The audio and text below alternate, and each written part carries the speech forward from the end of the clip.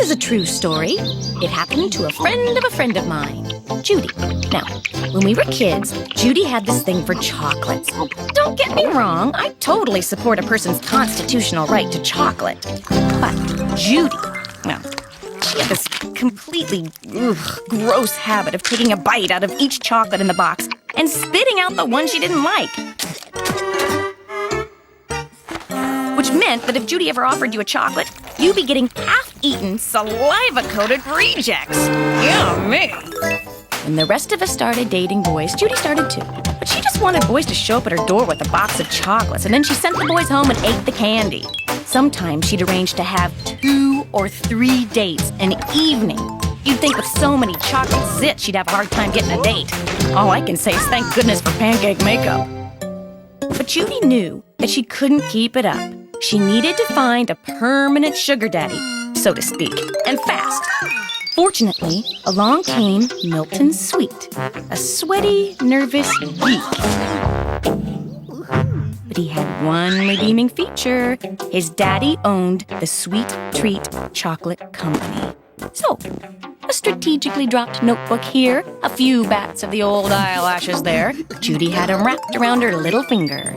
And after a few subtle hints, Milton was doing his own wrapping boxes of chocolates to give Judy as presents. Of course, Judy would spit out about 90% of them, but she was still happy. Until one day, Judy found the ultimate chocolate. Now, you'd think finding the ultimate chocolate would have made Judy ecstatic, which it did. Unfortunately, she inhaled the thing in 1.5 seconds, then discovered it was the only one of its kind in the box. The others all had the stupid gooey center she hated. Judy nearly had a conniption. The best chocolate ever, and only one of them in the entire box. She just had to get more. But it didn't matter how many boxes Milton gave Judy. There just weren't enough crunchy-centered chocolates in each box to satisfy her. Finding them soon became an obsession. Eventually, Judy realized the solution had been under her nose all along. All she had to do was fight her way through the mounds of discarded chocolate boxes piled up in her room. Then find Milton and convince him to sneak her into his dad's chocolate factory. There she could have all the crunchy-centered chocolate she wanted.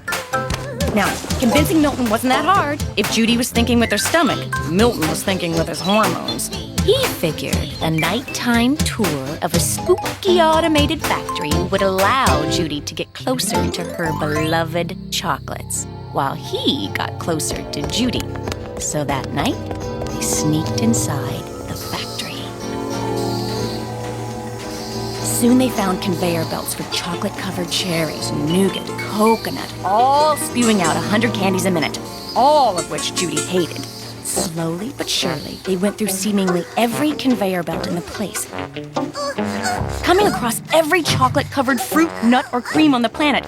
But still, none of Judy's special crunchy-centered chocolates. Until finally, they came across one last conveyor belt, tucked away in the factory basement. Unlike the others, it was old and slow and nearly falling apart. Judy didn't like the looks of it at all. But in the interest of science, she tried one of the candies. Eureka! It had the crunchy, chewy center she'd been searching for. Without even thinking, she grabbed handfuls and began stuffing her face. But what was the filling? The sign on the filling vat said raspberry cream, but it sure didn't taste creamy or fruity. Overcome by curiosity, Judy decided to take a peek into the vat of filling to see what it was. And then she spit out her chocolate faster than she'd ever done in her life, because inside the vat, gorging themselves on raspberry cream filling and then falling onto the conveyor belt, were hundreds of crawling, squirming insects that had found a sweet place to nest. Her crunchy, chewy centers were cockroaches! Ugh. This is a true story, and it happened to a friend of mine, Judy, who never ate another chocolate again. If I were you, I'd read the list of ingredients on your next box of chocolates very carefully.